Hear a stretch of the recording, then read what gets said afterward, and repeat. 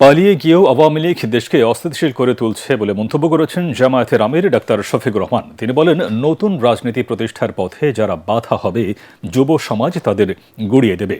বিজয় দিবসের প্রথম প্রহরে সোহরাওয়ার্দী উদ্যানে যুব ম্যারাথন শুরুর আগে আয়োজিত সমাবেশে তিনি এসব কথা বলেন। এ সময় নির্বাচন কমিশনকে হুঁশিয়ার করে জামায়াতের আমির বলেন, যদি কারো প্রতি সামান্যতম আনুকূল্য দেখানো হয় তা বরদাস্ত করা হবে না। স্বাধীনতা পরবর্তী সময়ে সোনার বাংলার কথা বলে দেশকে শ্মশানে পরিণত করা হয়েছিল। ব্যক্তি আর পরিবার কেন্দ্রিক মিথ্যা ইতিহাস রচনা করে প্রকৃত মুক্তিযোদ্ধাদের মূল্যায়ন করা হয়নি বলেও অভিযোগ করেন শফিকুর রহমান।